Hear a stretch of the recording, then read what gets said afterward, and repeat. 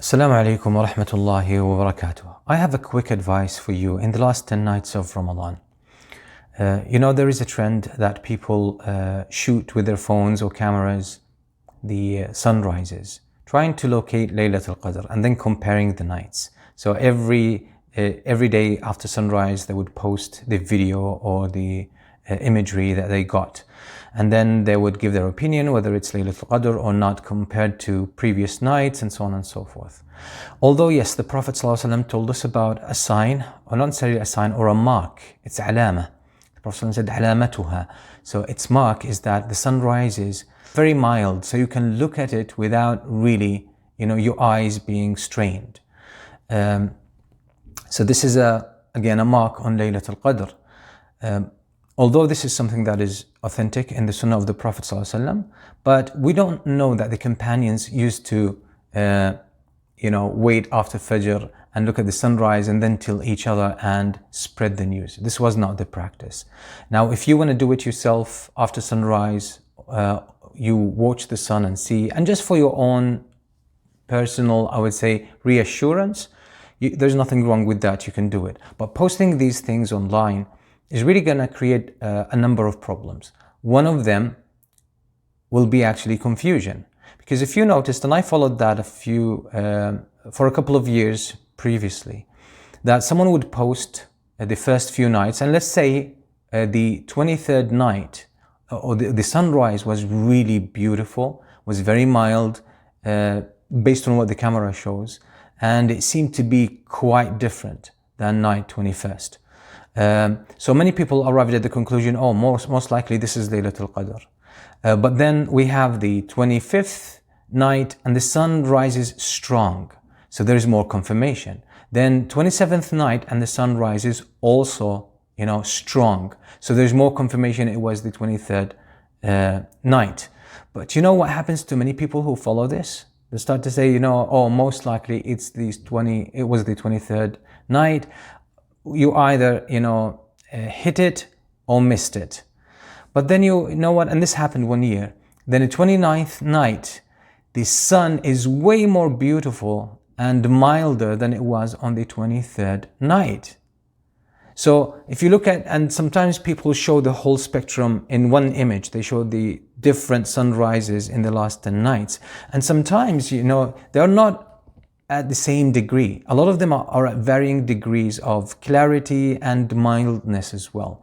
So this is why it could get very confusing. So following this in such a manner really could discourage you, could give you the wrong notion about which night was Laylatul Qadr, and it discourages many people thinking that they have missed it.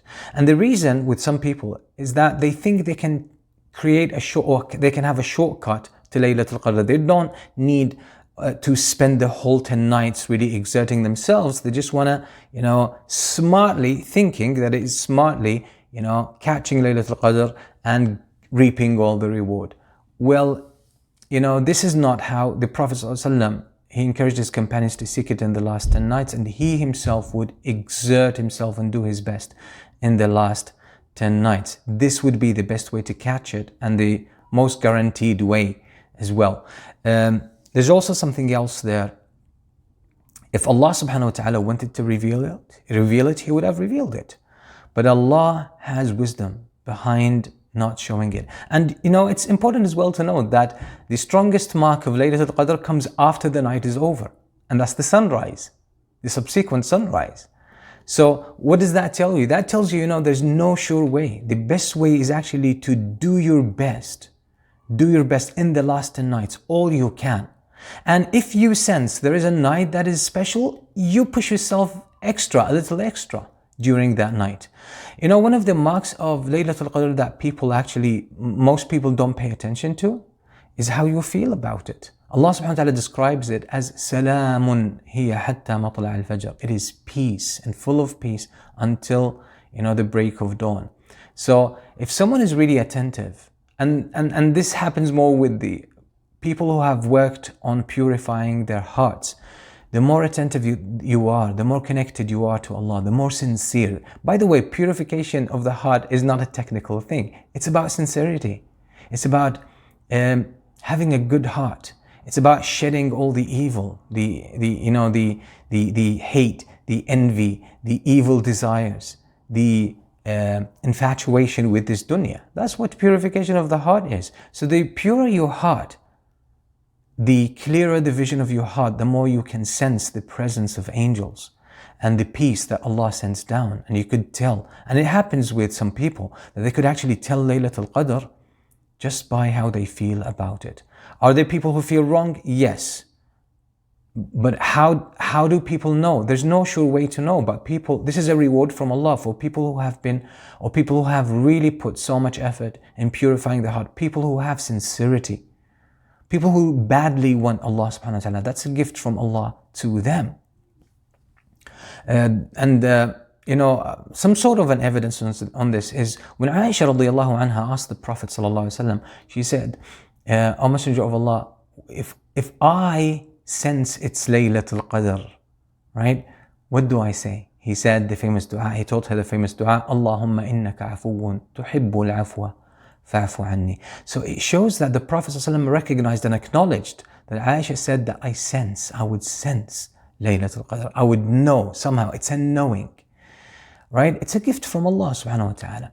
One more thing I want to draw your attention to. There is a new trend in the last couple of years that people who interpret dreams started again, coming up with videos talking about dreams that they were told to them, and that these dreams are all agree that Laylatul Qadr is the 27th this year, or it's the 23rd, or it's this, or it's that. And you look at their videos, I'm not sure how common this is in English, but it's become very common in the Arabic language. You will find they're actually refuting each other now, and they're explaining why other interpreters are wrong. So they just add to the confusion. They claim that they are here to help you, maybe focus your energy on the right night. But you know what happened now? They themselves are fighting amongst each other and refuting each other. So this shows, the best way to really catch Laylatul Qadr is the prophetic advice. Do your best in the last 10 nights, all you can. And if you sense, pay attention, if you sense it's Laylatul Qadr, just push yourself more. And one of the best things that help you really catch Laylatul Qadr is to make sincere dua. Make sincere dua. I ask Allah subhanahu wa ta'ala to help us all catch Laylatul Qadr and worship Him sincerely. And we ask Allah subhanahu wa ta'ala to make us from those who are saved from the hellfire and from those who are granted salvation. Jazakumullahu khairan. Wassalamu alaikum wa rahmatullahi wa barakatuh.